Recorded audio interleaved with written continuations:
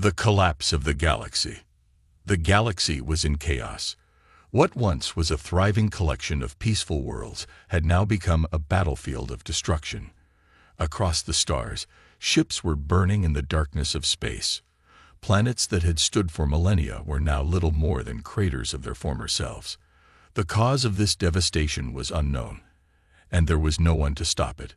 It began in the farthest reaches of the galaxy, in a place where no one had dared venture. A dark force, unlike anything the galaxy had ever seen, began to spread across the stars. It was not an army nor a disease.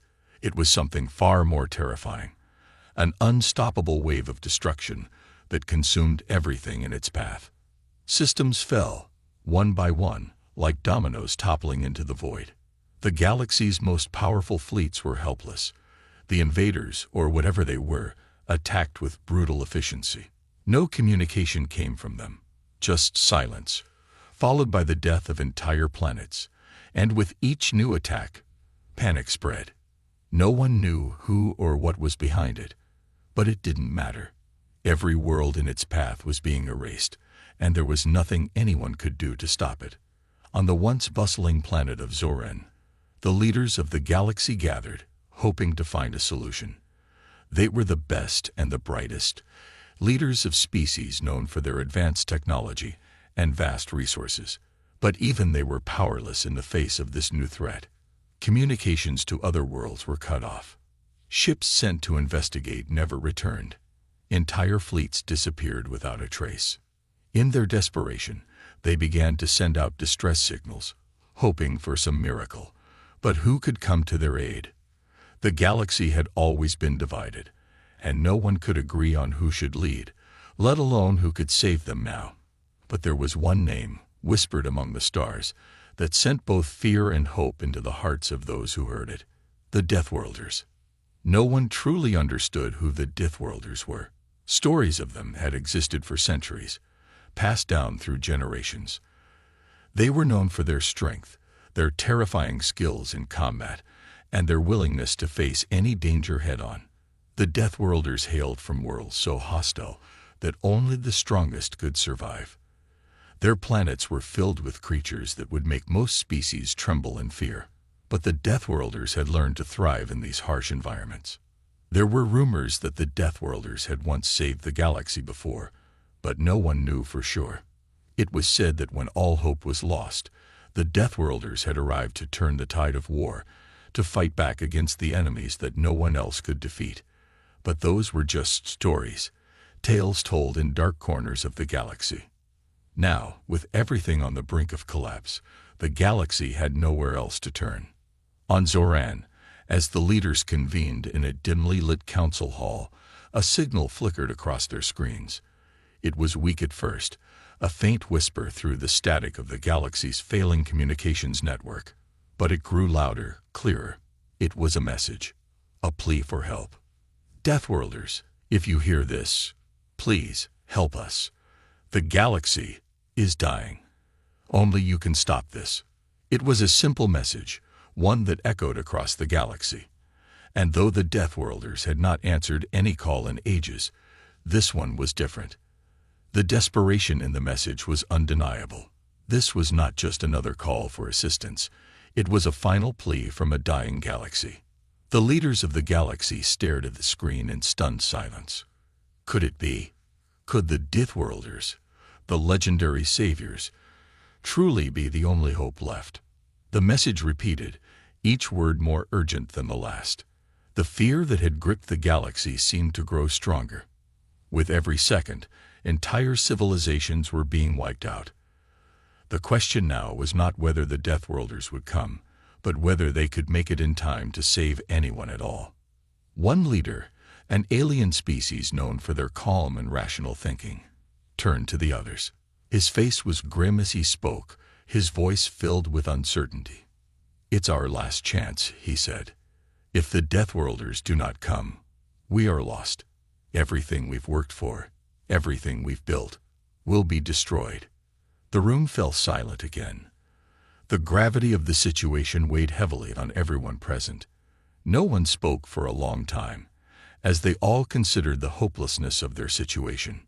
But then, something unexpected happened. A ship, a massive warship, appeared on the edges of the galaxy's view. It was unlike any ship they had seen before. Its design was brutal, covered in scars from countless battles. And on its side, emblazoned in bold letters, was the symbol of the Deathworlders. The galaxy had called, and now the Deathworlders were answering.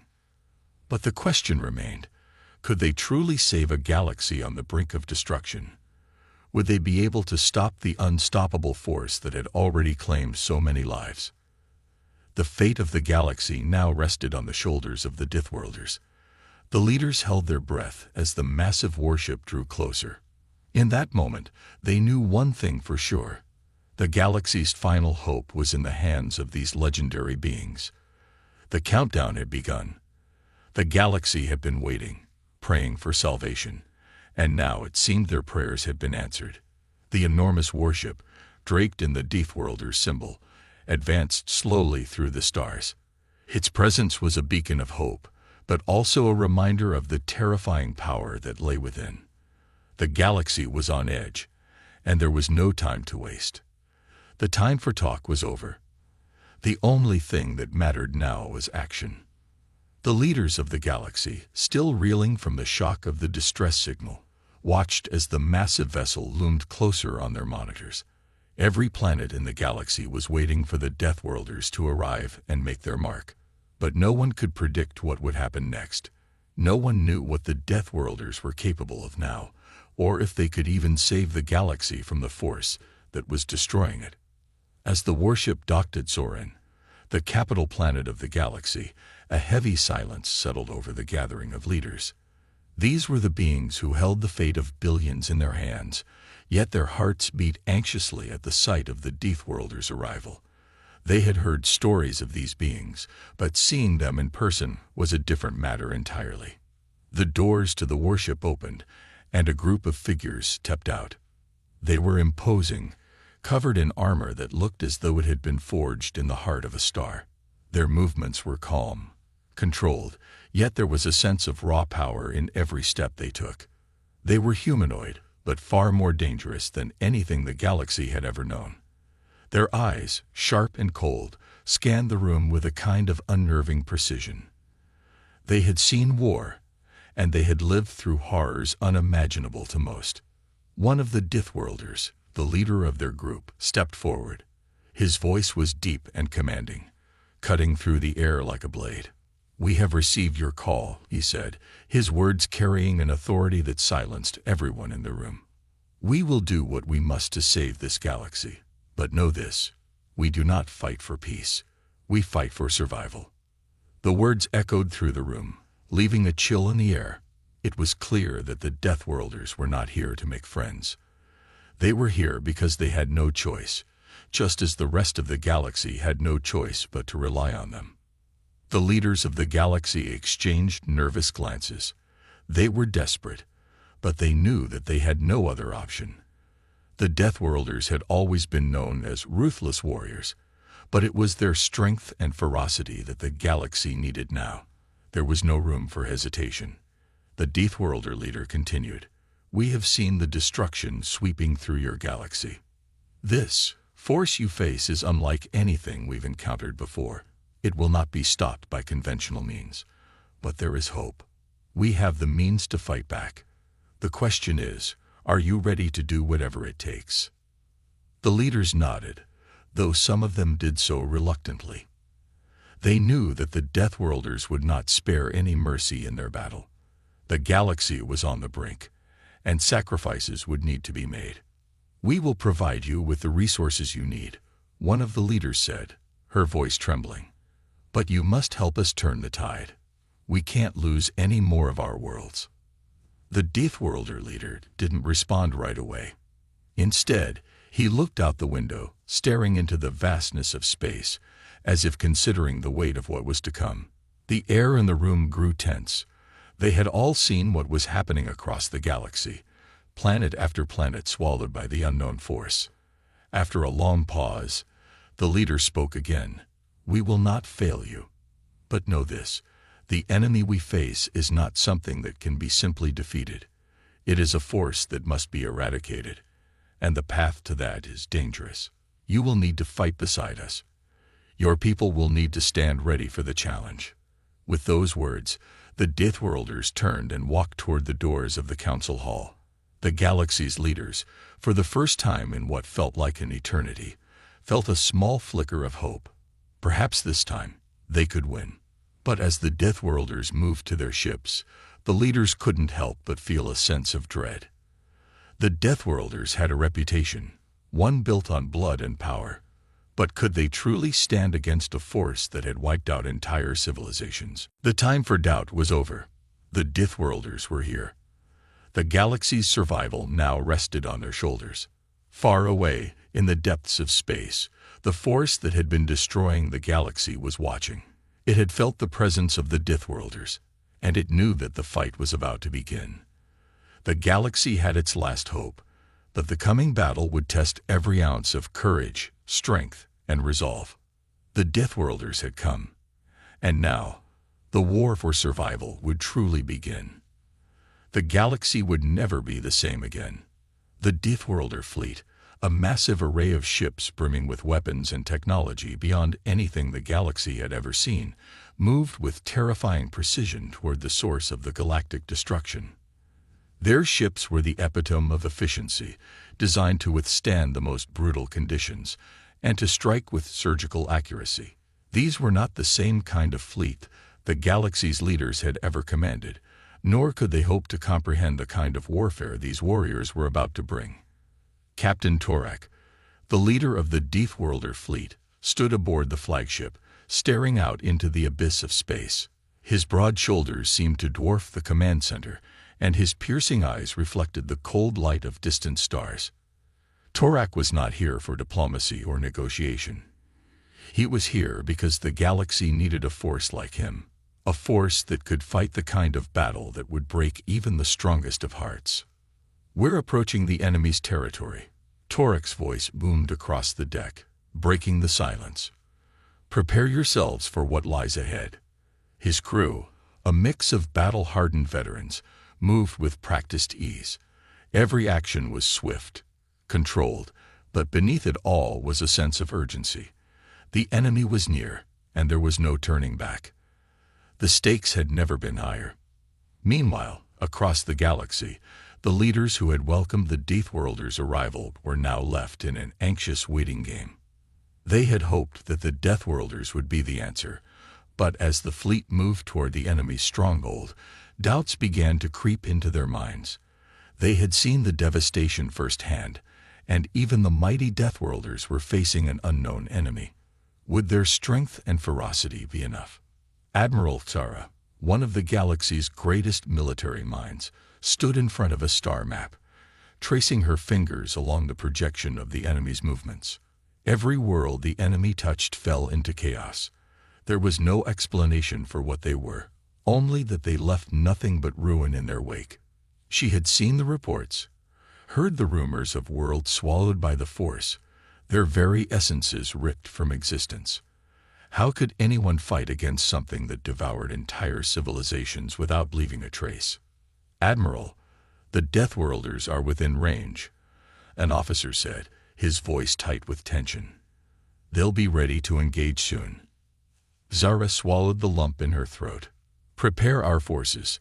If we are to survive this, we must show them what we are capable of. We cannot afford to fail now." On board the flagship, Torak paced slowly as his fleet neared the enemy's last known location. His mind, sharp and calculating, replayed every encounter he had ever faced. The Dithworlders had been through countless battles, but none had been like this. The sheer magnitude of destruction the enemy wrought weighed on him. He had fought in wars that turned entire planets to dust, but even that paled in comparison to the dark force they were about to face. "All ships, maintain formation," Torak ordered, his voice steady. "We move as one. We strike together. And we fight with everything we have." As the fleet drew closer, the void of space seemed to grow darker, more oppressive. There was something unnatural about the stillness, something that set their instincts on edge. The Deathworlders had faced many dangers, but this felt different. It was as if the galaxy itself was holding its breath, waiting for the inevitable clash between two unstoppable forces. The enemy, it seemed, had already known they were coming.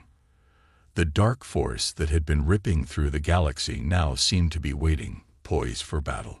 Suddenly, the first wave of enemy ships appeared, emerging from the shadows of a distant nebula. They were monstrous, vast, hulking structures that looked like they belonged to a nightmare rather than reality. Their weapons glowed with an eerie, otherworldly energy, unlike anything the Deathworlders had ever seen before. The sheer size and power of the fleet was enough to make even the bravest warriors falter. But not Torek. He stood tall and unflinching as he gazed at the enemy's forces. This was no time for fear. This was war. "Engage," Torek shouted. The Deathworlder fleet opened fire. The space around them erupted in a blaze of light and energy. Torek's ship rocketed forward, and his weapons unleashed a torrent of destruction onto the enemy ships. The galaxy watched in awe as the battle began, witnessing the raw power of the Deathworlders in action. Each shot that struck the enemy ships sent shockwaves through space, but the enemy didn't fall so easily. Their ships retaliated with a fury that matched the Deathworlders' own. The battle was unlike any other. It was fast, brutal, and chaotic. The enemy ships responded with unimaginable force, their weapons seeming to tear apart the very fabric of space itself. The Deathworlders' ships held their ground, unleashing volleys of laser fire and launching devastating missiles, but even their best efforts didn't seem to stop the tide of destruction. On the ground, the galaxy's leaders watched in tense silence, their hearts pounding with each blast. The skies above their planets shimmered with the glow of distant weapons, and they knew that the fate of their civilizations hung in the balance. It wasn't just the Deathworlders' lives that were at stake, it was the entire galaxy's future. But Torek and his warriors were prepared. They were Deathworlders, and when the galaxy's darkest hour arrived, it was they who would answer the call, no matter what it took. As the battle raged on, one thing became clear: this was just the beginning. The Deathworlders had proven their strength, but the enemy would not yield. The galaxy was in for a long, brutal war, and it would take more than courage to win it. It would take everything the Deathworlders had to offer. And then some. The war in the stars raged on, and the Deathworlder fleet continued to clash with the enemy, their weapons lighting up the black void of space with each exchange. The sheer intensity of the battle was almost overwhelming. Every strike from the Deathworlders felt like the universe itself was shaking, but the enemy was relentless. Their ships, massive and monstrous, seemed to be built from a material that absorbed everything thrown at them, only to return fire with even greater force. Captain Torek stood at the command center of his flagship, his face set in grim determination. Sweat dripped from his brow as he surveyed the battle unfolding before him. The Deathworlders had struck hard, but it was clear that this enemy was no ordinary foe. The odds seemed stacked against them, and as much as Torek's warriors were capable, the enemy's power was unlike anything they had encountered before. "Captain, we've sustained heavy damage to the outer hull," reported one of the officers. "We need reinforcements or we won't hold out much longer." Torek's eyes never left the screen in front of him. He could feel the pressure building, but he also knew that backing down was not an option. The galaxy depended on them, and they could not afford to let fear take hold. "Send out a distress signal to the rest of the fleet," Torek commanded. "We need all ships to converge on our position. No one gets left behind. We'll break through them together." The officers scrambled to send out the orders. The Deathworlders had always been a united front. No matter the odds, they'd fought as one. That was what made them so terrifying to their enemies, and so trustworthy to the galaxy's people. If anyone could turn the tide of this battle, it was them. Across the galaxy, the leaders who had placed their trust in the Deathworlders were watching the war unfold in real time. They had hoped that this new alliance would be their salvation, but now, doubt began to seep in. The battles had been fierce, and there were no guarantees. How much longer could the Death Worlders hold on? Would they break under the pressure? Admiral Xara, one of the galaxy's top strategists, paced back and forth in her command center. Her hands trembled slightly, but she kept her composure. The enemy had proven far more difficult than she had ever imagined. Their ability to adapt and counter every move made it nearly impossible to gain the upper hand. "It's time to take the fight to them," she muttered to herself. She turned to her officers. "Prepare our fleet. We're going to launch a full-scale offensive. This ends now." Her officers nodded, understanding the weight of her words. The time for waiting was over. If they didn't act now, the entire galaxy could fall to the enemy. With the Death Worlders as their allies, they had a fighting chance. Back on the battlefield, Torek's flagship was taking a pounding. The hull of the ship was scared, and alarms blared throughout the command center. Yet there was no panic. The Death Worlders fought with a ferocity born from their home worlds, a fierce, unyielding spirit that made them the perfect warriors for this fight. "We're getting reinforcements," the communications officer announced. "A whole new fleet of Death Worlder ships just dropped out of hyperspace. They're joining the battle." Torek's eyes gleamed with approval. They were not alone. The tide was beginning to shift in their favor. The Death Worlders' reinforcements poured into the battlefield, their ships coming in from all sides, flanking the enemy's monstrous vessels and catching them off guard. The enemy, for the first time, seemed to falter. Their massive ships began to show signs of wear. Explosions rocked their hulls, and they struggled to maintain their footing. The Death Worlders were relentless in their pursuit. They did not allow any quarter. Admiral Xara's fleet arrived soon after, their own forces bolstering the Death Worlders' offensive. Together, they fought as one, united by the common goal of saving the galaxy. With each passing moment, the enemy's resistance weakened. Their monstrous ships began to break apart under the combined onslaught. But the victory wasn't easy. Even though the Death Worlders had made significant headway, the enemy's ships refused to surrender. They fought tooth and nail, as if they knew that failure meant the end of everything they had ever known.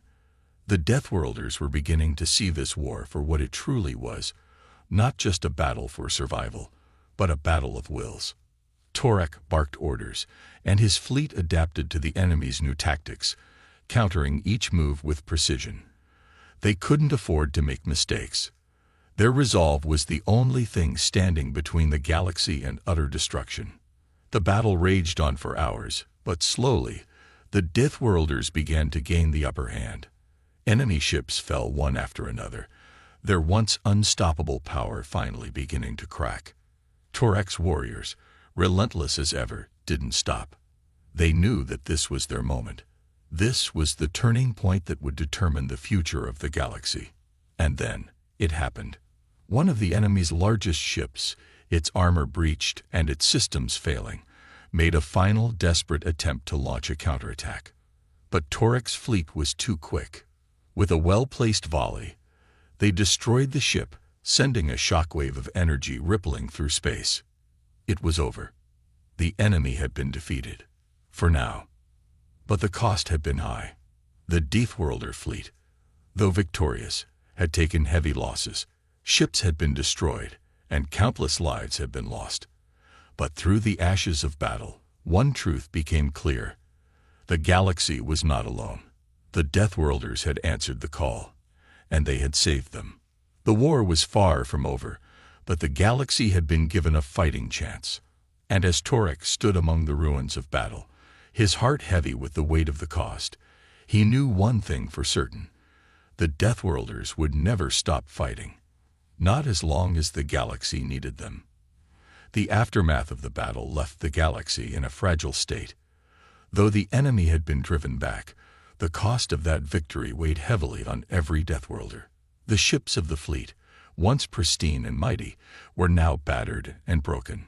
Some of them had been reduced to floating wreckage, the remains of brave warriors who had fought until their last breath. Torek stood on the bridge of his flagship, looking out into the vast expanse of space. The stars, once so beautiful and full of promise, now seemed distant and cold. The battle had been a decisive one, but it had come at a great cost. The lives of so many Deathworlders had been lost, and their spirits hung heavy in the air.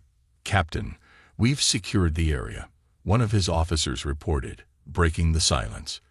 "But the enemy forces are regrouping. They'll be back soon." Torek didn't respond right away. His mind was elsewhere, lost in thought. He thought of the men and women who had fallen, their courage now only a memory. The Deathworlders were tough, tougher than anyone else in the galaxy, but they weren't invincible. Every loss was felt deeply, and the burden of command weighed heavily on him. "We'll be ready for them," Torek said after a long pause. "We don't stop until they're completely gone. Not now. Not ever." But even as he spoke those words, doubt crept into his mind. How much longer could they keep fighting? The battle was only getting harder. The enemy had shown their resilience, and the Deathworlders, though fierce, were not without their limits. The galaxy needed them, but could they continue to answer the call? Meanwhile, across the galaxy, the leaders of the various alien races that had banded together with the Deathworlders were holding a council. Their forces had also taken heavy losses, and many were now questioning whether they had made the right decision in relying on the Deathworlders. "We cannot keep losing ships and soldiers like this," General Akra of the Kellan race said, his voice filled with concern. "The Deathworlders are strong, but they cannot fight this war alone. We need to strategize, regroup, and prepare for the next phase of this conflict. If we don't, we risk losing everything." Zara, the admiral who had fought alongside Torek, stood at the front of the room, her eyes hard and unwavering. She had seen the Deathworlders in action. She knew what they were capable of. "They may be losing ships, but they have not lost their spirit," she said firmly. "The Deathworlders will never surrender, not as long as there is breath in their bodies. They are the backbone of this alliance, and we will follow them to the end." But the doubt in Akra's voice was hard to ignore. The reality was clear. The Deathworlders had been the galaxy's saviors, but now their strength was beginning to show cracks. How much longer could they fight this battle without breaking? As the days passed, Torek's fleet prepared for the next wave. The fleet's repairs were slow, but they were making progress. They had to. There was no other choice. Every moment that passed gave the enemy time to rebuild, to grow stronger. Time was a luxury they no longer had. But the Deathworlders were nothing if not resilient. They had faced impossible odds before, and had always come out victorious. This time would be no different. As long as they stood together, they could overcome anything. In the heart of Torek's flagship, the warrior captain looked out over his fleet as the stars passed by. The silence was deafening, a stark contrast to the chaos of the battle they had just fought. His heart was heavy, but there was something else in him too, a quiet, unshakable resolve. The galaxy was at war, and the Deathworlders had been the ones to answer the call. They had proven their worth time and time again. And now, even though victory had come at a cost, they would continue to fight, no matter how many times they were called upon. No matter how many lives were lost, they would stand firm. They would never back down. For Torek, and for all of them, the cost of victory had been high, but the stakes were higher. The fate of the galaxy rested on their shoulders, and they would carry that burden until the very end. The enemy would return, and they would fight again. But this time, they would be ready. They would be even stronger, united by the knowledge that no matter how fierce the battle, no matter how much it cost, the Deathworlders would always stand at the front lines. The galaxy had seen its darkest hour, but the Deathworlders had proven that no darkness could ever last forever. As long as they stood, the light of hope would never fade. And so, with resolve in their hearts, they prepared for the next battle. The galaxy was on the edge of collapse. Despite the Deathworlders' fierce determination, the enemy was relentless. Their forces had regrouped, rearmed, and were now more dangerous than ever before. The once proud fleets of the Deathworlders had been reduced to mere shadows of their former selves. Their mighty ships, many of which were critical to the defense of the galaxy, had been shattered. But they had not been defeated. Captain Torek stood on the bridge of his flagship, staring out into the vast emptiness of space. His expression was hard, his thoughts clouded with the weight of responsibility. It was hard to believe how far they had come, how much they had sacrificed.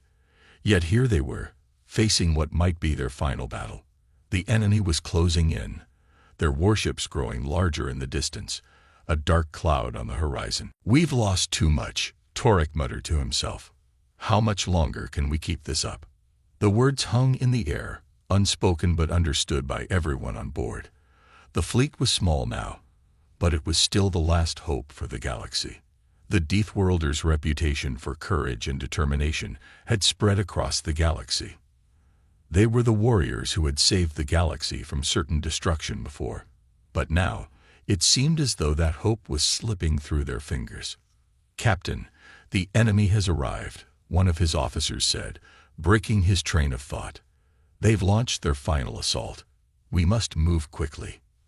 Torek nodded grimly, standing tall despite the exhaustion that weighed down on him. "Prepare the fleet. All hands on deck. We fight until the last ship falls." The words were simple, but they carried the weight of 1,000 battles. The Deathworlders had never given up before, and they wouldn't start now. It didn't matter that their numbers had dwindled, or that the odds were now stacked against them. They were the last line of defense for the galaxy, and they would protect it with everything they had. Meanwhile, across the galaxy, the leaders of the Alien Alliance gathered once more. The situation had grown even direr. The Deathworlders had been their shield, their last hope. But even the mighty Deathworlders were not invincible. They had fought with all their might, but they could not win this war alone. They had to act now, or it would be too late. "We need to support them," Tara, the Deathworlder admiral, declared. "If we don't, everything we fought for will be lost. The Deathworlders are willing to give everything for the galaxy. We must do the same."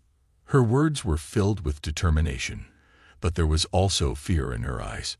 She knew what was at stake. The Alliance had lost too much already, and if they failed to act now, the galaxy would fall into the hands of their enemies. The Deathworlders might be powerful, but they needed the strength of their allies to survive this final assault. One by one, the leaders of the various races stood up, nodding in agreement. There was no other choice. The galaxy needed them, and they would not let it fall. The warships of the Alien Alliance joined the Deathworlders in the final battle. The vast fleet of ships stretched across the stars, each one a testament to the courage of those who fought aboard them. But even as the enemy forces closed in, the Deathworlders and their allies knew that they were facing the most dangerous battle they had ever fought. As Torek's fleet faced the oncoming wave of enemy ships, he felt a surge of adrenaline. This was it. This was the final stand. If they could hold their ground here, if they could defeat the enemy one last time, the galaxy would be safe. But if they failed, everything would be lost. "We fight together, we die together," Torek said quietly, his voice steady. "There is no retreat, no surrender. This is the last battle. We will win, or we will die trying." With that, the battle began. The Deathworlders and their allies charged into the heart of the enemy fleet, their weapons blazing with intensity. The enemy ships were vast and powerful, but the Deathworlders were driven by something stronger. The need to protect the galaxy, the need to preserve the hope that had kept them going all this time. The fight was fierce. Explosions lit up the darkness of space as ships collided and weapons fired. The sky was filled with the roar of combat, the desperate struggle of warriors fighting for their lives, and the survival of all they had fought for. As the battle raged on, Torek's fleet was pushed to its limits. Their ships were battered, their weapons nearly exhausted, but they fought on. They had no choice. "Don't stop," Torek shouted to his crew. "We will not lose." His voice rang out across the bridge, a rallying cry for all those who were willing to die for the galaxy. The Deathworlders were relentless, their courage unmatched. And though they were surrounded, outnumbered, and exhausted, they fought with the fury of 1,000 storms. The fate of the galaxy would be decided here, in this final battle. Whether the Deathworlders would be able to overcome the enemy's might, or whether they would fall in the process, was still uncertain. But one thing was clear: they would never give up. They would fight until the very end. The universe was on the edge of a precipice, teetering between the uncertain embrace of victory and the looming specter of oblivion. The battle had raged on for what seemed like an eternity, yet the outcome remained uncertain. The Deathworlders, battered and bloodied, still fought with every ounce of strength they had left. The final assault had begun, and this time it felt like the last. Captain Torek stood at the helm of his flagship, his hand steady on the command console as explosions rocked the ship around him. The bridge was filled with flashing lights and the sounds of the crew working frantically to keep the ship operational. They were running out of time and resources, but they refused to stop. The galaxy depended on them. "We're taking heavy damage," shouted one of the officers, their voice strained with the pressure of the battle. "The shields are at 20%, Captain. We can't hold out much longer." Torek's heart pounded in his chest. His fleet had already suffered heavy losses, and the enemy forces were relentless. They were too strong, too numerous. Yet in the depths of his being, he could feel the indomitable spirit of his people, the Deathworlders, who had never backed down from a fight, no matter the odds. "We hold," Torek said, his voice calm, even though every fiber of his being screamed for rest. "We fight until the very last. Do not let them take this galaxy from us." The crew nodded grimly, their faces set with determination. This was their final chance. There would be no retreat. They had come too far to fail now. Meanwhile, across the galaxy, the allied fleets of the other races had joined the battle, launching their own desperate counteroffensive. The sheer power of their combined forces, once spread thin across the stars, now focused into one overwhelming storm of firepower. But even this strength seemed insufficient in the face of the enemy's might. Admiral Tara, one of the Deathworlders' most trusted commanders, was at the helm of another ship in the fleet. She watched the battle unfold from her tactical station, her mind calculating every move, every counterattack. The enemy's fleet was vast, but the Alliance's resolve was unshakable. "We've got them cornered," Sarah muttered to herself, a fierce glint in her eyes. "Just a little longer. Hold on, Deathworlders. Hold on for the galaxy." But even as she spoke, the tides of battle began to shift. The enemy had deployed their most dangerous weapon yet, a massive dreadnought that could turn the tide of the war in an instant. Its guns were powerful enough to decimate entire fleets in a single salvo, and it was heading straight for Torek's flagship. "We've got incoming," one of the crew shouted. "That's their dreadnought. If it gets any closer, we're done." Torek's eyes widened as the enormous warship came into view, its massive hull glowing with ominous energy. The Deathworlders' fleet had already suffered so much, and now this new threat loomed over them like a shadow. "We won't give up. Not now, not ever," Torek bellowed. "All hands, focus all firepower on that dreadnought." The orders were quickly relayed across the fleet, and every ship turned its guns toward the incoming threat. A barrage of laser fire erupted from the Deathworlders' ships, lighting up the void in a storm of destruction. But the dreadnought's shields held firm, deflecting most of the blasts. The battle was at a critical juncture. The Deathworlders were outnumbered, and their remaining strength was rapidly depleting. Yet, in the face of annihilation, they fought like never before. The galaxy's survival depended on their courage, and despite the overwhelming odds, they refused to yield. As the dreadnought neared, Torek made a decision. He knew it was a suicide mission, but it was their only hope. "Prepare the flagship for a direct assault," Torek ordered, his voice unwavering. "We're taking that dreadnought down." The crew stared at him, stunned by his words. But in their eyes, they saw the same determination that had driven them to this point. They knew that this was the final act, the last chance to save everything they held dear. With a deep breath, Torak gave the order. The flagship accelerated toward the massive enemy dreadnought, its weapons blazing. As they closed in, the Deathworlders launched a coordinated assault, unleashing everything they had left in one final, all-out attack. The explosion that followed was deafening. A massive shockwave rippled through space, sending debris and wreckage scattering in all directions. The dreadnought's massive hull was torn apart, its energy cores exploding in a burst of light that lit up the entire battlefield. For a moment, everything fell silent. The battle had stopped. The universe held its breath. Had the Deathworlders succeeded in their final stand? Then, through the smoke and debris, the battered remains of Torak's flagship limped forward, its crew still alive, their spirits unbroken. The enemy had been defeated, but at a great cost. The Deathworlders had sacrificed everything to save the galaxy, and they had emerged victorious. "We did it," Torak said quietly, his voice filled with relief. "We saved the galaxy." The galaxy would remember the courage of the Deathworlders for generations to come. Their valor had turned the tide of the war and ensured that the galaxy would remain free. But their fight would never be forgotten. Their story would live on in the hearts of all those they had saved. In the end, the Deathworlders had proven that even in the face of destruction, there was always hope, and there was always a chance to fight for a better future. The cry for help. Far away, in a distant corner of the galaxy, a small alien civilization found themselves on the brink of extinction. The once thriving world, full of life and hope, had fallen into despair. The enemy, a brutal force unlike anything they had ever seen, was sweeping across the stars, consuming everything in its path. It was only a matter of time before the alien species would be no more, and their home planet would fall into ruin.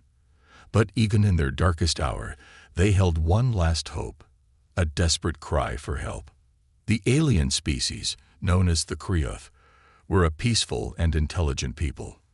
Their planet was rich with resources and life, yet they had never known war. They had focused all their energy on research and development, exploring the stars and advancing technology, but none of that prepared them for the ruthless invaders that came from the void. The invaders were a race of cruel, merciless warriors known as the Exarchs. They had no interest in peace or diplomacy. They only cared about domination. They raided world after world, leaving nothing but destruction in their wake. The Krioth watched in horror as their neighboring planets fell one by one.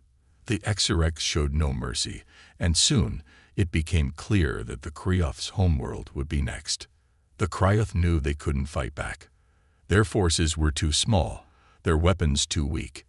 Their only chance for survival was a plea for help. They needed someone strong, someone who could stand up to the Exarchs and drive them away. There was one name that came to mind, the name that made even the fiercest of enemies tremble: the Deathworlders. The Deathworlders were a legendary race, known throughout the galaxy for their terrifying strength and unmatched combat skills. They were the stuff of nightmares. Few had ever seen them in action, but stories about their power had spread across the stars. They were said to be unstoppable, their ships enormous and nearly indestructible. The Deathworlders had a reputation for intervening in conflicts, but only when the situation was dire. They didn't help for just any reason, and they certainly didn't help those who didn't deserve it. But the Krioth had no other choice. They had to try. The leader of the Krioth, a wise elder named Ursic, gathered the council and proposed the idea of sending out a distress signal. There was little chance the Deathworlders would respond, but it was their only hope. The council hesitated. Many feared the consequences of angering such a fearsome race. Others worried that the Deathworlders might demand something in return. But Ursic was resolute. They had no other choice but to send the signal. The signal was sent in secret, deep into the heart of space, where the Dithworlders resided. It was a simple message, one that conveyed the desperation of the Kriyoth. We are under attack. We are the last of our kind. Please, help us. As the transmission went out into the void, the Kriyoth could only wait. The HFYs were closing in, and time was running out. The next few days would decide everything. Would the Dithworlders answer the call, or would the Kriyoth face certain extinction? Yursik paced nervously in his command center. He knew they had done all they could, but the fear of the unknown gnawed at him. Would the Dithworlders even hear their plea? The signal was faint, sent across millions of light years, and there was no guarantee it would reach them. But even so, Yursik couldn't give up hope. If anyone could help them, it was the Dithworlders. In the farthest reaches of space, aboard one of the Dithworlder fleets, a high-ranking officer received the message. The officer, known as Commander Varric, was the right hand of the fleet's leader. He was feared and respected, known for his tactical brilliance and combat prowess. Varric had heard of the Kriyoth, but he had never interacted with them. He knew of their peaceful ways and advanced technology, but the Dithworlders didn't typically get involved with species like the Kriyoth. Yet something about the message caught his attention. The tone of desperation, the urgency in the words, sent a chill down his spine. It was unlike any distress signal he had ever received. This wasn't just another plea for help. It was a cry from a species on the verge of annihilation. And while the Dithworlders didn't often get involved, Varric knew one thing: they didn't ignore cries like this. They weren't like the other races of the galaxy. They didn't shy away from danger, and they didn't back down from a challenge. Varric made the decision to forward the message to the fleet leader, a legendary figure named Karak. Karak was known as the most powerful being in the galaxy, a warlord who had led countless campaigns and had earned the respect of every species across the stars. His fleet was unstoppable, and his name alone was enough to send even the HFYs into retreat. The Kriyoth had no idea what was coming. The moment they sent out the signal, their fate was sealed. But what they didn't know was that the Dithworlders were now preparing to answer their call. As the fleet prepared for departure, Varric's thoughts turned to the Kriyoth. They had no idea what kind of force they were about to face. The Dithworlders were not known for their kindness or mercy. They didn't offer help without a cost. The Kriyoth would soon learn that in the galaxy, power was everything. And the Dithworlders had it in abundance. The first step of the journey had begun, and the Kriyoth's last hope rested on the shoulders of the most feared beings in the galaxy. The Dithworlders were coming, and nothing would ever be the same again. Days passed in agonizing silence. The Kriyoth watched helplessly as the HFY army grew closer, their ships blotting out the stars in the sky. Destruction was imminent, and they knew their time was running out. The elders huddled together, pondering their next steps. They had placed their hopes on the Dithworlders, but still, a part of them feared they would never come. It had been days since the signal was sent, and with each passing moment, their chances of survival grew slimmer. Meanwhile, in the far reaches of space, the Dithworlder fleet was making its way toward the Kriyoth's homeworld. Commander Varric stood on the bridge of his ship, his eyes locked onto the stars ahead. He could sense the urgency in the situation. This was no ordinary mission. The Kriyoth were not warriors, but their call had sparked something in him. The Dithworlders had their reasons for intervening in such matters, and today they would show their true strength. Varric had been part of many campaigns, but this mission felt different. It wasn't just about the battle. It was about answering a call for help, something his people rarely did. The fleet leader, Karak, had given the order without hesitation. The Dithworlders did not ignore distress signals, especially when they came from a species like the Kriyoth, who had never known war. Their desperation spoke volumes. Karak stood at the helm of the flagship, his imposing figure casting a long shadow over the command center. The entire fleet, a vast armada of warships, was poised for battle. They had been through countless battles and skirmishes, but this was something new. This mission was not just about conquering or defending. It was about saving an innocent people from certain death. The Exarchs had no idea what was coming for them. As the fleet neared the Krioth's homeworld, Varek's mind raced.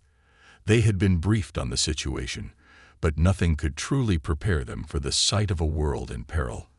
The Krioth were fragile creatures compared to the Deathworlders, but they had an unmatched resilience. They had managed to survive this long by their sheer will to live.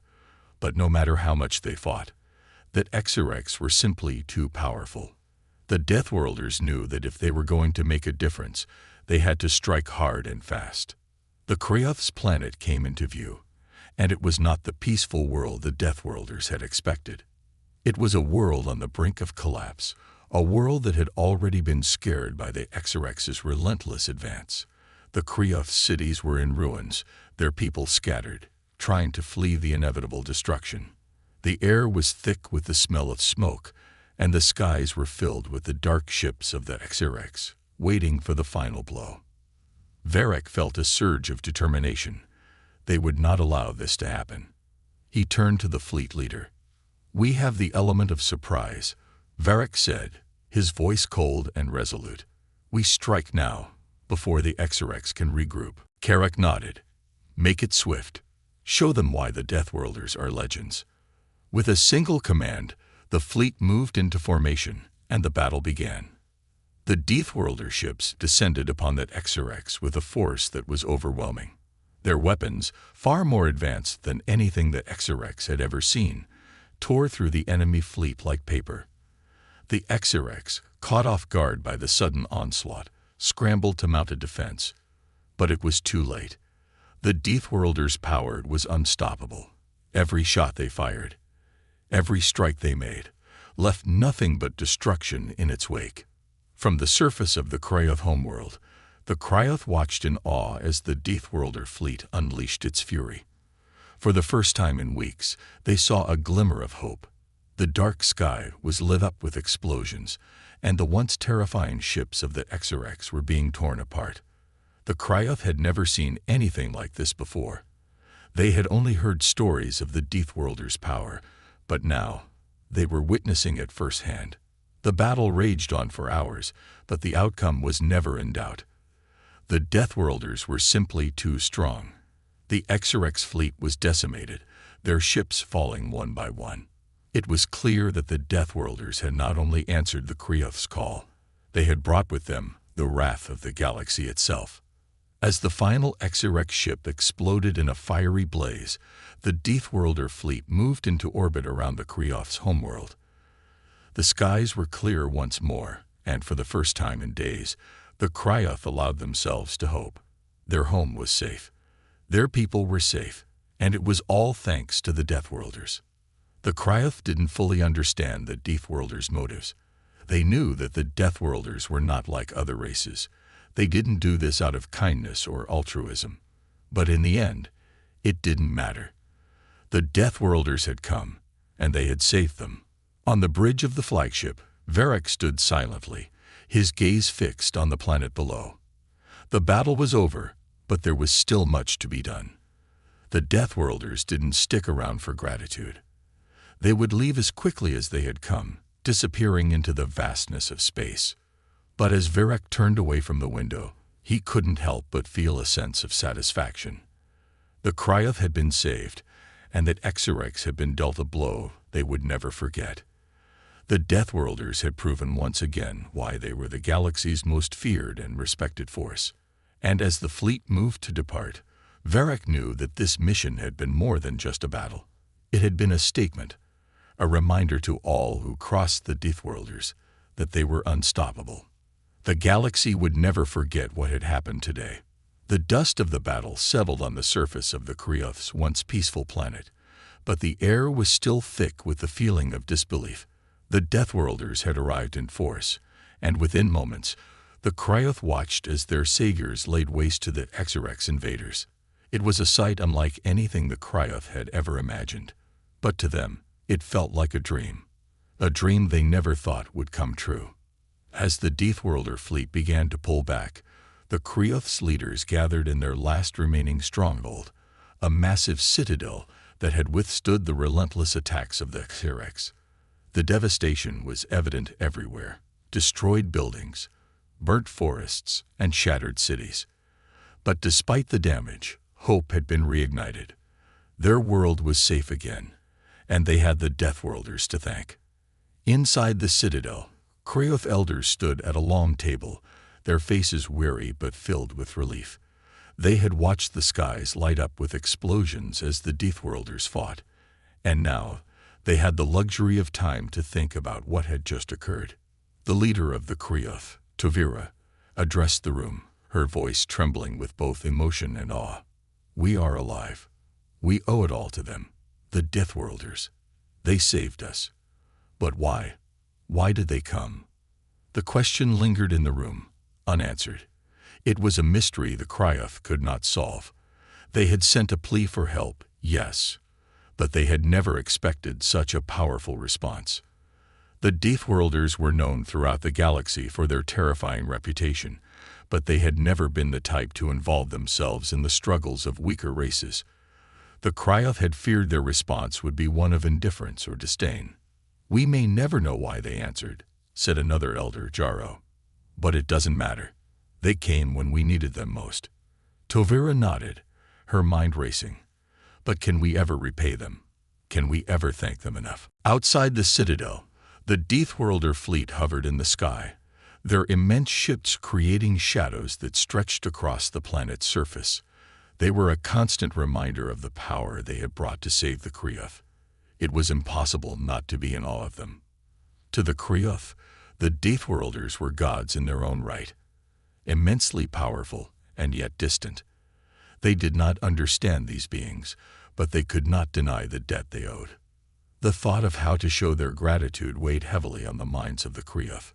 What could they offer to these mighty beings who had come from the farthest reaches of the galaxy?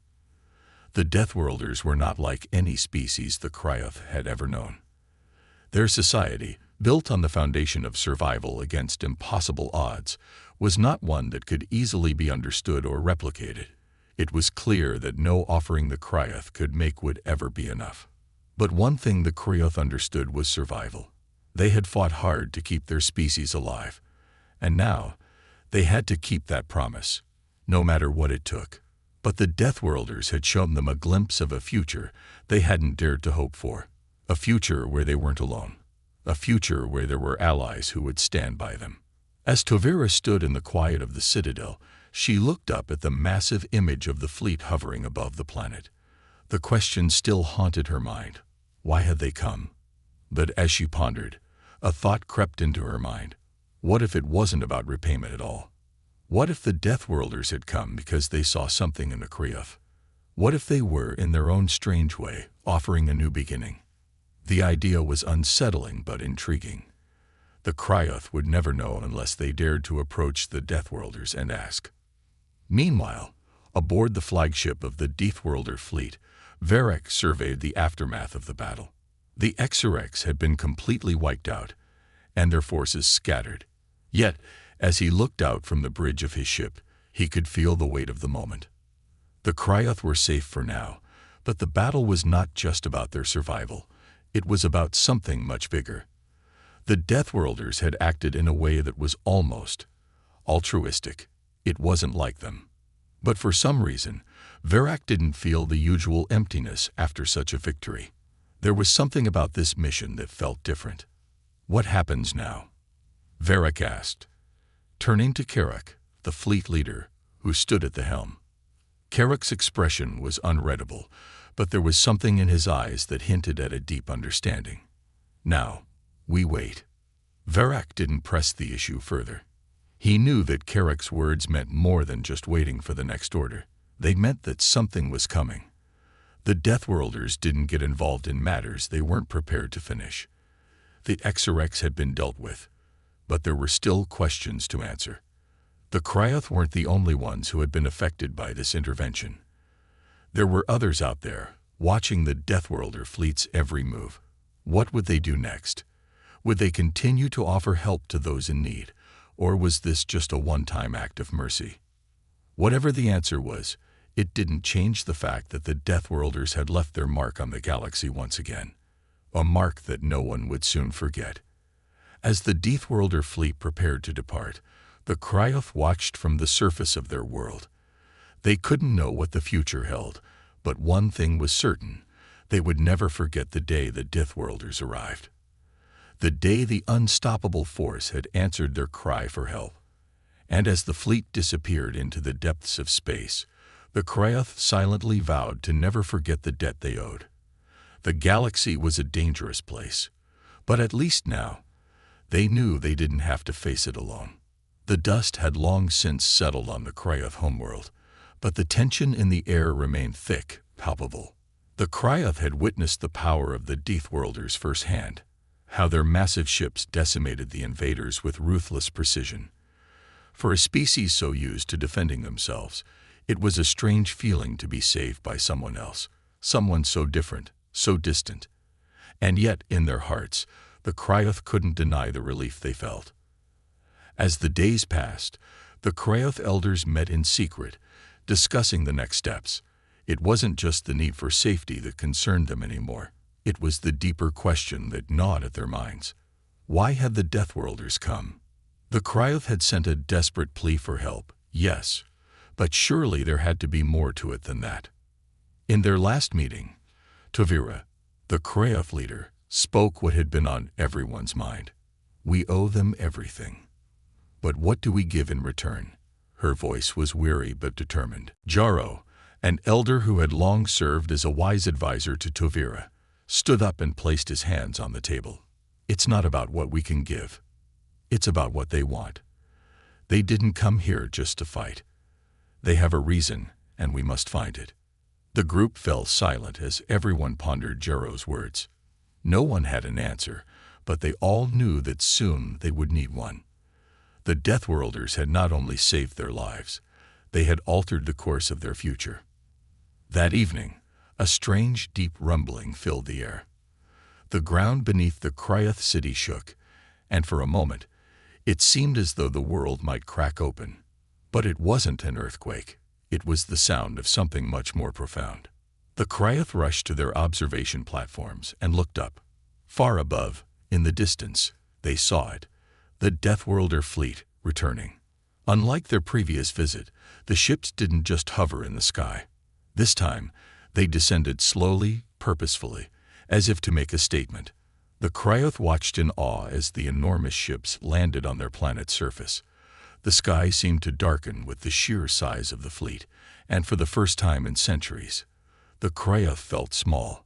The Cryoth did not know what to expect from this unexpected visit. The Deathworlders were known for their swift actions and cold resolve. They were not beings who lingered after their tasks were complete. And yet, here they were, back on the Cryoth homeworld. Tovira, along with her closest advisors, made their way to the landing site. Their hearts beat heavily in their chests, filled with uncertainty. Why had the Deathworlders returned? Was this a final warning, a gift, or something else entirely? As they arrived at the landing site, the sight before them was nothing short of breathtaking. The Deathworlder ships, immense and intimidating, towered over the Cryoth. There was an aura of power surrounding them, but also something else. Something softer.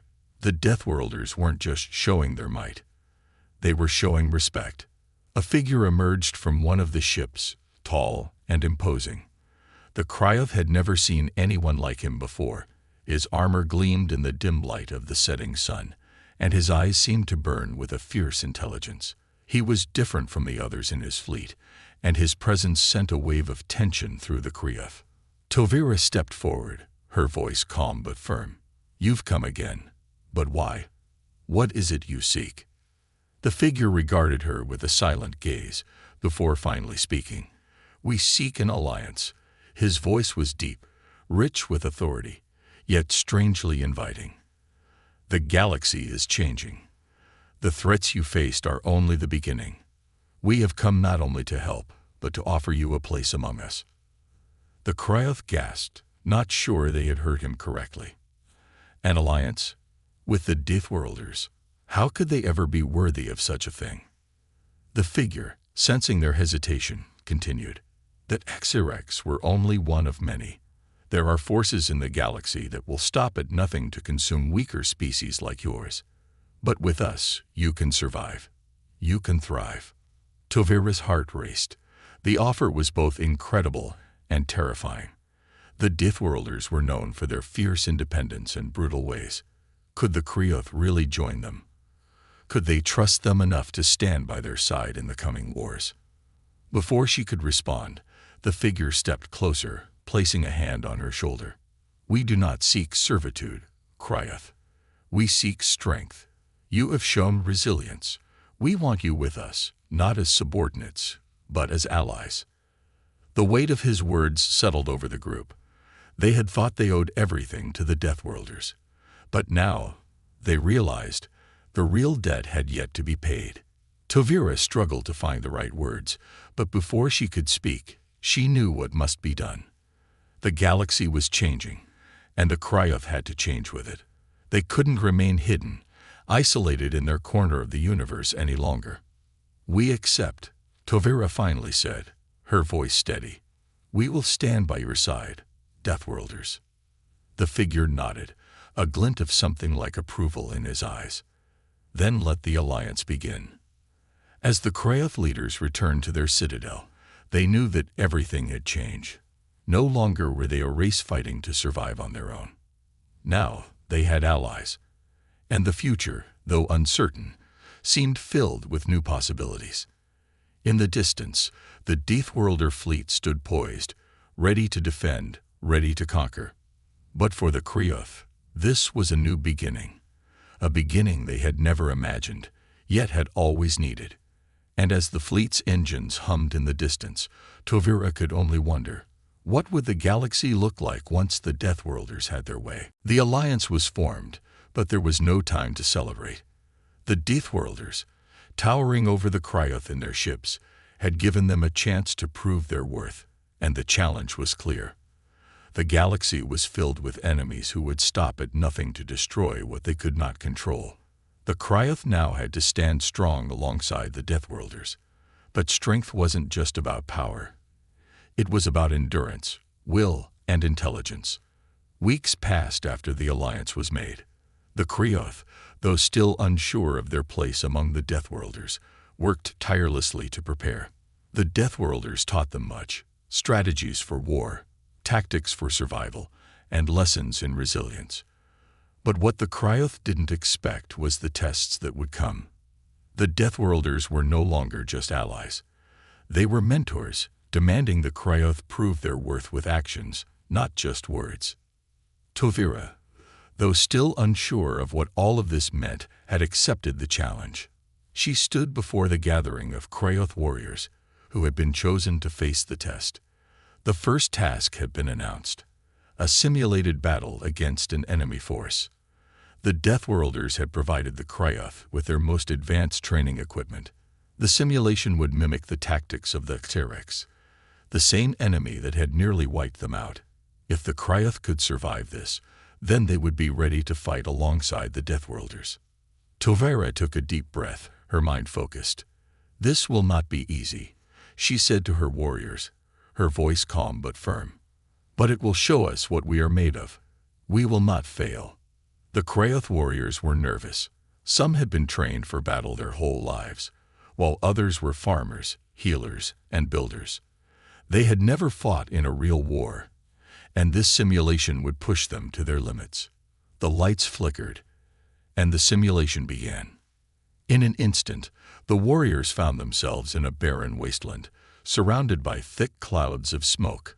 The landscape was harsh, and the ground trembled beneath their feet. The simulation was designed to disorient, but the Krioth had been prepared. They moved swiftly, communicating with their eyes and body language, setting up defensive positions. But they weren't alone. Out of the mist came the first wave of attackers. HFY warriors, swift and deadly. The Krioth fought back with everything they had learned, their weapons flashing in the smoke, their tactics sharp. They moved like a single unit, each warrior knowing exactly what the others would do. However, despite their training, the HFY were relentless. They pushed forward with terrifying speed, overwhelming the Krioth forces. Tavira watched with a mix of awe and fear as her warriors fought fiercely but struggled to hold their ground. Then, as the simulation's odds began to shift against them, something incredible happened. The ground beneath the Krioth shook again, but this time, it wasn't a tremor.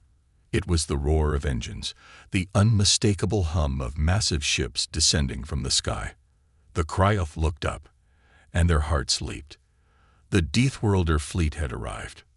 The massive ships loomed overhead, casting shadows over the battlefield. The Deathworlders had come to join the fight. From the largest of the ships, a figure emerged. It was the same figure who had spoken to Tavira before, the Deathworlder leader. He stood tall, his presence commanding and unwavering. With a single gesture, he ordered the ships to deploy their troops. The Deathworlder forces descended onto the battlefield with terrifying speed. Their weapons were unlike anything the Krioth had seen before. Massive cannons, energy fields that deflected the enemy's attacks, and soldiers clad in heavy armor that seemed invincible. The Exarchs, though strong, were no match for the sheer power of the Deathworlders. The Krioth watched, stunned, as their allies decimated the enemy forces. But it wasn't just the strength of the Deathworlders that struck the Krioth. It was the unity, the discipline, and the calm under pressure. The Deathworlders didn't just rely on brute force. They moved as a single entity, each soldier knowing their role and executing it flawlessly. As the battle ended, and the Exarch's forces lay in ruin, Tavira felt a rush of emotions. They had witnessed the true power of the Deathworlders, and it had been overwhelming. But the test was not yet over. The Deathworlders had helped them win the battle, but now the Krioth had to answer the most important question of all. Could they fight like that? Could they stand as equals in battle, alongside these powerful beings? The Deathworlder leader approached Tavira as the simulation ended, his eyes steady. "You have seen our strength. Now you must show us yours." Tavira felt the weight of his words and the weight of the decision she had to make. "We will not fail you," she said, her voice firm. "We will fight with you." The Deathworlder leader nodded, a small, approving smile tugging at the corner of his lips. "Then we are ready for what comes next." For the Krioth, the test had been more than just a battle. It had been a moment of reckoning. They had witnessed the Deathworlders' strength, their might, and their unwavering resolve. But now, they had to find their own strength, one that wasn't just about power, but about unity, purpose, and courage. As the Deathworlders prepared to leave the battlefield, Tavira stood tall, looking at the warriors by her side. She knew that the galaxy was about to change once again. And this time, the Krioth would not be left behind. The silence after the battle was deafening. The wind swept through the barren landscape where the fight had just taken place. For a moment, it seemed like the world had paused, every soul holding their breath in anticipation. The Deathworlders had shown the Krioth their power, their precision, their strength in battle. Now, it was time for the Krioth to show that they could stand on equal ground. Tavira stood at the edge of the battlefield, gazing at the smoldering remains of the Exarch's forces. The simulated battle had been intense, but it had revealed something vital. The Krioth weren't as defenseless as they once thought. They had learned quickly, adapting to the harsh realities of war, and the presence of the Deathworlders had been nothing short of a wake-up call. She turned to face her warriors. They were exhausted but triumphant, their faces a mix of awe and determination. Some were bruised, others covered in sweat, but all wore expressions that spoke volumes. They had seen the Deathworlders fight, and they knew that they, too, could fight with that same fierce determination. But the lessons had just begun. Tavira's heart beat steadily as she surveyed her people. They had survived the battle, but they had not yet proven themselves. The Deathworlders hadn't come to teach them how to win. They had come to show them how to live and die with purpose. The Krioth had to become more than survivors. They had to become warriors in every sense of the word. As she looked out toward the horizon, she saw the familiar silhouettes of the Deathworlder fleet ships. Their arrival had changed everything. The Cryoth had been given a chance to rise. And rise they would, no matter the cost. A voice interrupted her thoughts. It was Ivarin, one of the senior Cryoth commanders, approaching with quick steps. His face was stern, but there was an unmistakable gleam of pride in his eyes. "Tovira," he said, his voice low. They were impressive. He glanced over his shoulder at the retreating Deathworlder ships. "Do you think we are ready for what comes next?" Tovira didn't answer immediately. She wasn't sure. She had felt the weight of the battle, the weight of their failure and success. She had seen what the Deathworlders were capable of. But that was only a glimpse. The question lingered in her mind. Were the Cryoth truly ready to fight beside them? "We're not just ready," Tovira said after a long pause. "We will be. We don't have a choice." She took a deep breath, looking at her warriors again. This is just the beginning. If we want to survive, if we want to protect our people, we need to keep pushing. We need to be better. We need to show them that we belong. Ivarin nodded solemnly. "You're right. But it's not just about strength. It's about trust. The Deathworlders are powerful, but they're not invincible. We need to prove to them that we can stand on our own." Tovira understood. The Deathworlders had been their saviors, yes, but the Cryoth had to be more than grateful allies. They had to be equal partners, able to fight side by side without hesitation. "Their strength is unquestionable," she said, "but we need to show them our strength in a different way. Our hearts, our minds, our spirit. That's the power we bring to this fight. And if we can't prove that, nothing else will matter." As the days passed, the Cryoth began to train harder than ever before. They ran drills, practiced strategies, and learned new ways of surviving. Every lesson was important, but more than anything, they learned the value of unity. The Deathworlders had shown them what it meant to fight with purpose, with power, and with discipline. Now, it was the Cryoth's turn to adapt that knowledge to their own ways. The bond between the Cryoth and the Deathworlders grew stronger by the day. The Cryoth still had doubts, but they could see the potential in themselves. They no longer saw themselves as mere survivors. They were warriors, ready for whatever the galaxy could throw at them. And then, one day, everything changed. A message came through. It was a distress call, a real one this time. The kind of call that could not be ignored. A planet, far from their alliance's borders, was under siege. Its people, caught in the middle of a war they could not win, had sent out a desperate cry for help. The time had come. Tovira gathered her people. She felt a surge of adrenaline course through her body. This wasn't just a simulation anymore. This was real. And this time, it wasn't just a battle for survival. It was a battle for everything the Cryoth had worked for. "This is it," she said, her voice steady but full of fire. "This is our moment. We'll answer their call, and we'll show the galaxy who we are." The Deathworlder fleet would be there, but the Cryoth would be ready too. For the first time in a long time, Tovira felt the weight of hope on her shoulders. She knew the road ahead would be difficult. She knew there would be sacrifices, losses, and moments of fear. But she also knew that the Cryoth were ready to fight. They were ready to stand beside the Deathworlders, not as the weak, desperate species they once were, but as equals, warriors in their own right. And that was a power no one could ignore. The fleet began to move. The first step of a new future had been taken. The Cryoth had been tested. Now they would prove that they could fight and win alongside the Deathworlders. The battle for the galaxy had begun. And the Cryoth would never back down. The distress call had been answered, but the journey ahead was fraught with danger. The Cryoth and their new Deathworlder allies had embarked on their mission, but no one truly knew what awaited them. The unknown stretched before them like an endless horizon, one that would test their resolve, their loyalty, and their strength. As the Cryoth fleet assembled alongside the Deathworlders, the air was thick with anticipation.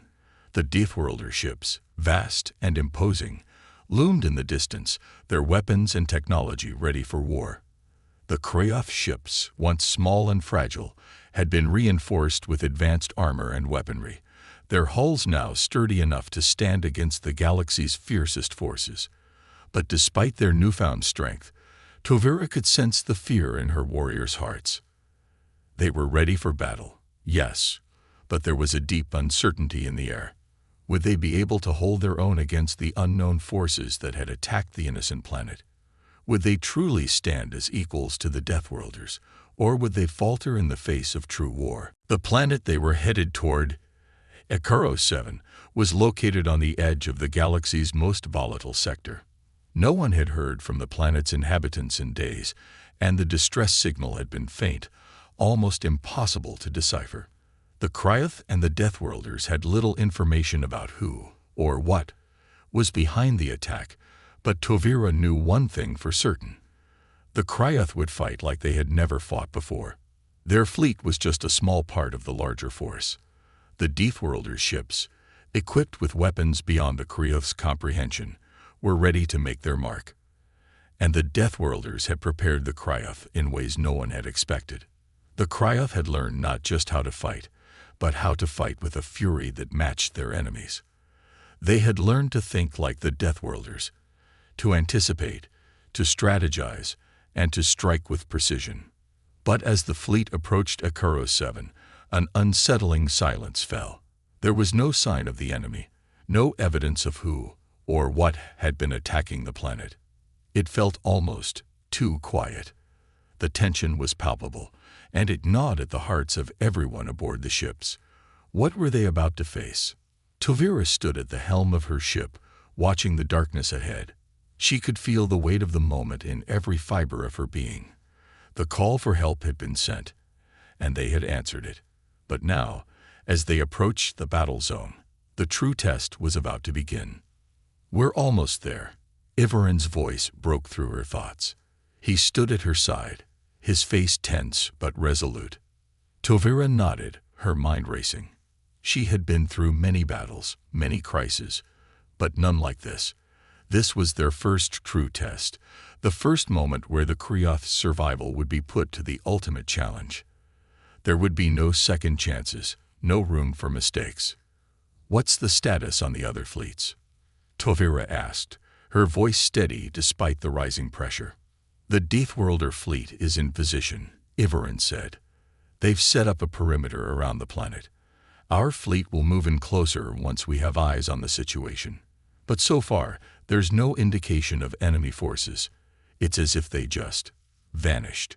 Tovira clenched her fists, her sharp eyes scanning the vast expanse of space. "That doesn't feel right. Keep alert. There's something more here than meets the eye." As they approached the planet, the first signs of life appeared. Distant flashes of gunfire illuminated the surface, followed by the ominous hum of explosions. It was clear the enemy hadn't disappeared. They had simply hidden.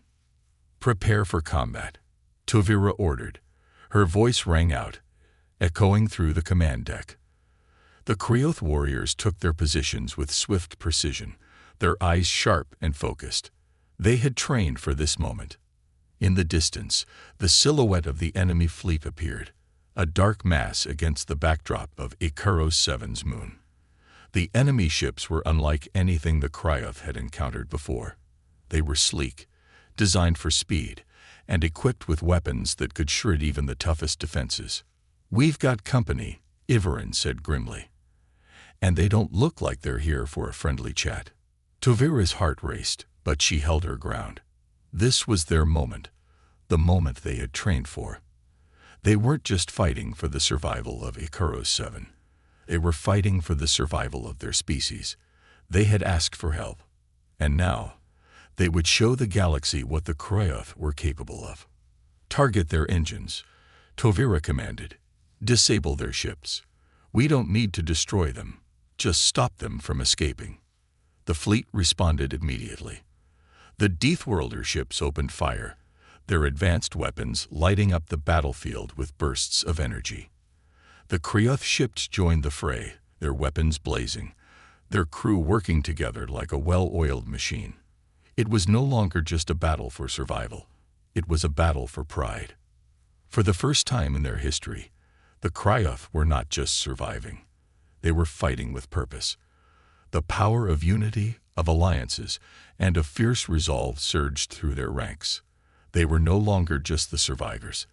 They were the warriors the galaxy had underestimated. As the battle raged on, Tovira's mind was clear. The Kryoth had found their strength, and together with their Deathworlder allies, they would not only fight, they would win. The storm had been unleashed, and the galaxy would feel the Kryoth's fury. The battle had escalated beyond anything Tovira had expected. The dark skies over Ikaros 7 now rained fire, as blasts from powerful weapons streaked across the void. The enemy ships, once invisible and cunning, were now in full force, unleashing everything they had. But the Kryoth were not the same as they had been before. No, they were warriors now, battle-hardened and unstoppable. They had the Deathworlders fighting at their side, an alliance that had forged an unbreakable bond. Tovira's ship shuddered as a blast hit the side, rattling the crew. She gripped the console in front of her, her mind racing. "Damage report," she barked. "Shields holding steady," Everin responded, his voice calm despite the chaos. "Hull integrity at 78%. We've got a few breaches, but nothing we can't handle. The enemy is relentless, though. Then we must be just as relentless," Tovira said, her voice steady. She wasn't going to let her people fall. Not now. Not ever. The Kryoth fleet fought with an intensity that was almost unimaginable. Their ships, reinforced with Deathworlder technology, moved as if they were one, like a single mind. Every shot was calculated, every move made with purpose. They were no longer just a desperate species. They were predators. In the distance, a massive enemy vessel loomed, its sleek design betraying the strength of its firepower. Tovira could sense that this was their command ship, the one that controlled the battlefield. "Focus fire on that ship," she ordered, her eyes narrowing as the target came into focus. Firing. Everin confirmed, and the ship's weapons unleashed a barrage of energy. The blasts hit their mark, creating explosions on the enemy vessel's surface. But it didn't fall. It seemed impervious to their attacks, its shields absorbing the blows with ease. But the Deathworlders had their own tricks. The larger ships of the Deathworlder fleet opened fire in tandem, a devastating wave of energy that slammed into the enemy ship. This time, it faltered. The shields flickered, and for a moment, it looked as though the battle might be turning in their favor. Tovira's heart pounded in her chest. "We can break them," she muttered. She knew it. She had to believe it. The Kryoth would not be defeated today. The enemy vessel retaliated, sending waves of missiles toward the Kryoth fleet. Explosions erupted all around them as the Kryoth ships evaded and returned fire. The air was thick with the sound of battle, but Tovira remained calm. The storm had come, and it would end with the enemy defeated. A loud alarm suddenly blared across the ship. Tovira's eyes widened. "What's happening?" she demanded. "Power surge from the enemy ship," Everin said, his voice rising with urgency. "They're charging their main weapon. Brace for impact," Tovira shouted, her voice sharp and commanding. The Kryoth ships scrambled to avoid the deadly beam that was charging up. It was powerful enough to destroy entire fleets in a single shot, and if it hit, it would be the end. Tovira's thoughts raced. There had to be a way to stop it. "Target their weapons," she ordered, her voice calm even as the situation escalated. "Focus on their main cannon." The Deathworlders responded first, their massive ships firing everything they had. The enemy vessel shook under the force of the blasts, but the cannon continued to charge. "Fire," Tovira commanded, her hands clenched into fists. Just as the enemy weapon was about to discharge, the combined fire from the Deathworlder fleet and the Kryoth ships hit its weak point. The explosion was blinding. For a moment, everything seemed to freeze. The space around them lit up like the sun itself had exploded. The enemy vessel trembled, And then finally, it began to break apart. Pieces of the ship scattered into the void like debris from a broken star. The battle had been won. As the battle raged on, Tovira's mind was clear. The Cryoth had found their strength, and together with their Dithworlder allies, they would not only fight, they would win. The storm had been unleashed, and the galaxy would feel the Cryoth's fury. The battle had escalated beyond anything Tovira had expected. The dark skies over Icaros 7 now rained fire, as blasts from powerful weapons streaked across the void. The enemy ships, once invisible and cunning, were now in full force, unleashing everything they had. But the Cryoth were not the same as they had been before. No, they were warriors now, battle-hardened and unstoppable. They had the Deathworlders fighting at their side, an alliance that had forged an unbreakable bond. Tovira's ship shuddered as a blast hit the side, rattling the crew. She gripped the console in front of her, her mind racing. "Damage report," she barked. "Shield holding steady," Ivaren responded, his voice calm despite the chaos. "Hull integrity at 78%. We've got a few breaches, but nothing we can't handle. The enemy is relentless, though." "Then we must be just as relentless," Tovira said, her voice steady. She wasn't going to let her people fall. Not now. Not ever. The Cryoth fleet fought with an intensity that was almost unimaginable. Their ships, reinforced with Dithworlder technology, moved as if they were one, like a single mind. Every shot was calculated, every move made with purpose. They were no longer just a desperate species. They were predators. In the distance, a massive enemy vessel loomed, its sleek design betraying the strength of its firepower. Tovira could sense that this was their command ship, the one that controlled the battlefield. "Focus fire on that ship," she ordered, her eyes narrowing as the target came into focus. Firing, Ivaren confirmed, and the ship's weapons unleashed a barrage of energy. The blasts hit their mark, creating explosions on the enemy vessel's surface. But it didn't fall. It seemed impervious to their attacks, its shields absorbing the blows with ease. But the Deathworlders had their own tricks. The larger ships of the Dithworlder fleet opened fire in tandem, a devastating wave of energy that slammed into the enemy ship. This time, it faltered. The shields flickered, and for a moment, it looked as though the battle might be turning in their favor. Tovira's heart pounded in her chest. "We can break them," she muttered. She knew it. She had to believe it. The Cryoth would not be defeated today. The enemy vessel retaliated, sending waves of missiles toward the Cryoth fleet. Explosions erupted all around them as the Cryoth ships evaded and returned fire. The air was thick with the sound of battle, but Tovira remained calm.